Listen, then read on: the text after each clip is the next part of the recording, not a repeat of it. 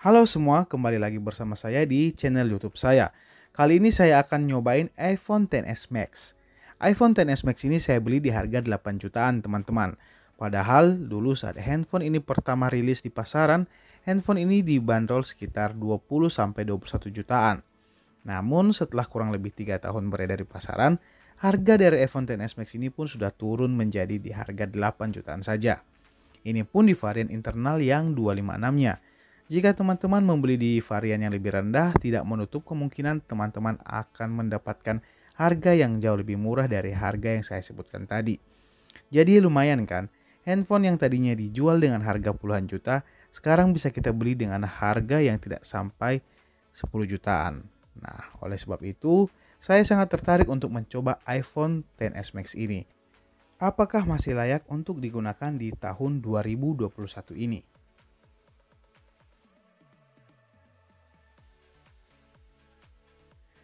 Desain dari iPhone XS Max ini menurut saya sangat premium. Dan sepertinya desain dari handphone ini masih masuk-masuk saja untuk semua kalangan.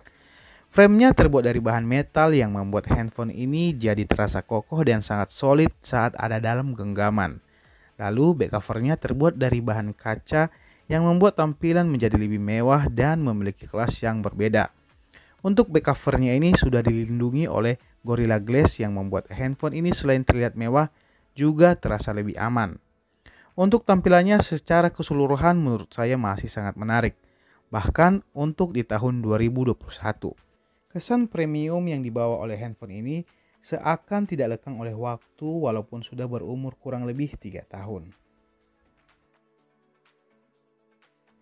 Hands-on dari handphone ini juga masih terasa pas dan nyaman, walaupun memiliki dimensi yang cukup besar.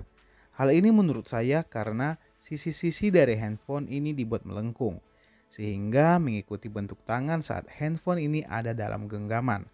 Untuk bobotnya sendiri sekitar 200 graman, yang menurut saya masih terbilang masuk akal karena memang bodinya terbuat dari bahan metal. Bagian back covernya yang terbuat dari kaca ini menurut saya tidak gampang kotor, seperti dilapisi oleh lapisan coating, teman-teman. Jadi walaupun ada kotoran yang menempel, akan sangat mudah dibersihkan dan tidak meninggalkan bekas. Namun ada satu hal yang membuat saya kurang suka dengan handphone ini. Handphone ini agak terasa licin saat tidak menggunakan case. Namun ini tidak menjadi nilai minus yang harus selalu dipertimbangkan untuk handphone ini. Teman-teman tinggal menambahkan case tambahan dan masalahnya pun selesai. Layar dari iPhone XS Max ini menggunakan panel Super Retina OLED sebesar 6,5 inci dengan resolusi 1242 x 2688 pixel dengan perbandingan rasionya 19,5 dibanding 9. Untuk kualitas layar dari layar Super Retina OLED dari Apple sepertinya tidak perlu kita ragukan.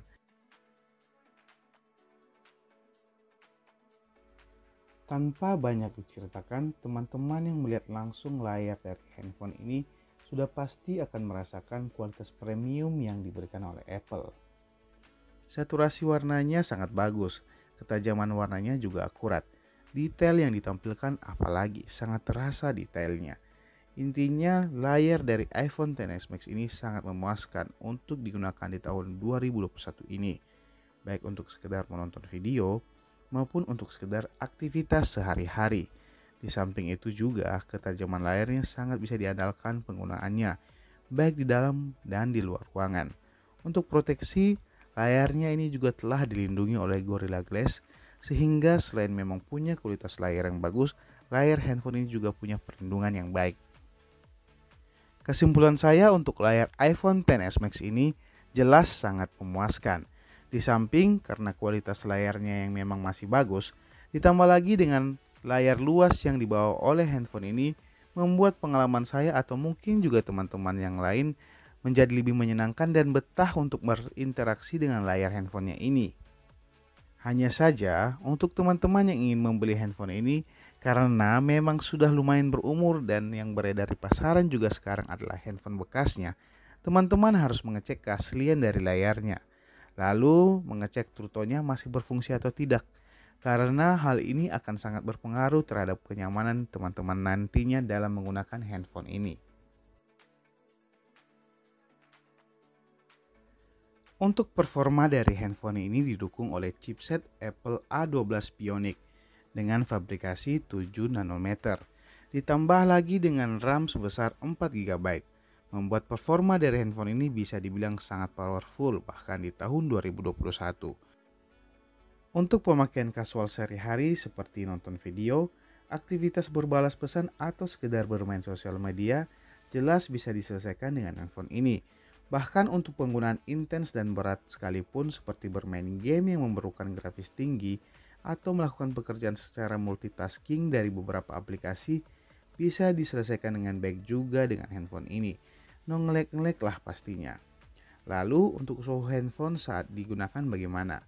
Dari pengalaman penggunaan saya, handphone ini terkadang memang terjadi kenaikan suhu. Tergantung dari aktivitas yang kita lakukan. Namun masih dalam batas wajar menurut saya. Ditambah lagi material metal dan kaca yang digunakan pastinya berpengaruh terhadap perambatan suhu dari handphone ini. Performa handphone yang lumayan tadi juga masih dibarengi oleh support pembaruan iOS dari Apple. Jadi feel penggunaan iPhone XS Max ini kurang lebih akan sama dengan iPhone keluaran terbaru.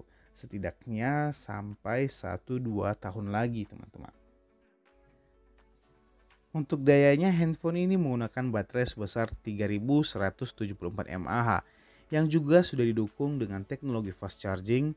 Kemudian juga kita bisa menggunakan wireless charging di handphone ini teman-teman.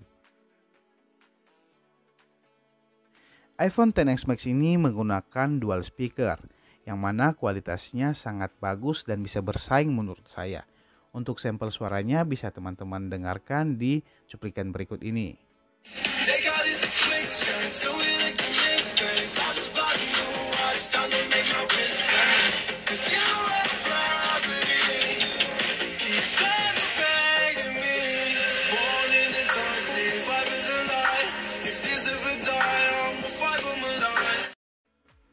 Handphone ini juga sudah didukung dengan teknologi NFC ya teman-teman, yang mana penggunaannya masih sangat cepat dan sangat responsif. Kemampuan pembacaan dan pengenalan wajah kita pada Face ID handphone ini terbilang sangat cepat dan sangat akurat. Tanpa effort berlebih, sensornya akan langsung mengenali wajah kita begitu layarnya ada di hadapan wajah kita. Performa gaming dari handphone ini tergolong bagus juga teman-teman. Di sini saya coba bermain 2 game. Pertama game Mobile Legends dan kedua PUBG Mobile. Pada game Mobile Legends, gameplay dapat berjalan pada pengaturan grafik paling tinggi yaitu Ultra. Selama bermain tidak ada lag sama sekali yang terjadi.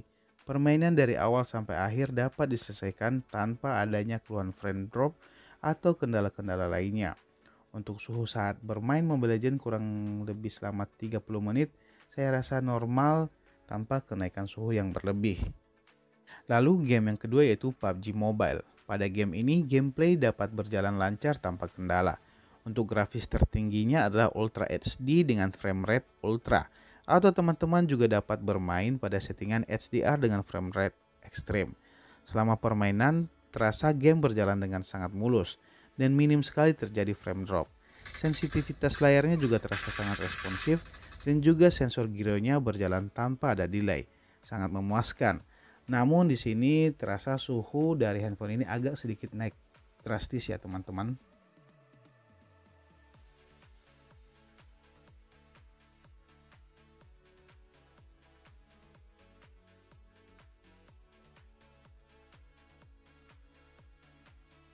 Handphone ini menggunakan dua lensa pada kamera belakangnya, yaitu lensa wide 12 megapiksel dan lensa telefoto 12 megapiksel. Keduanya telah memiliki fitur OIS. Lalu untuk kamera depannya menggunakan lensa 7 megapiksel. Untuk kualitas kameranya menurut saya masih sangat wah ya. Walaupun sudah berumur tapi hasil tangkapan kameranya jelas masih sangat bagus dan memuaskan.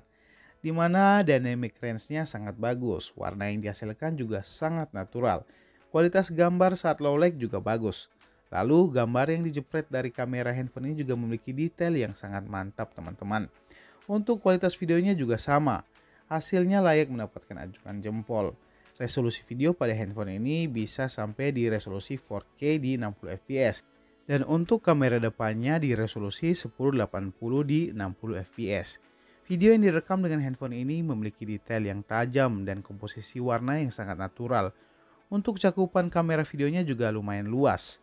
Namun untuk kamera depannya agak sedikit sempit cakupannya, namun tetap sangat stabil dan detailnya juga sangat bagus teman-teman.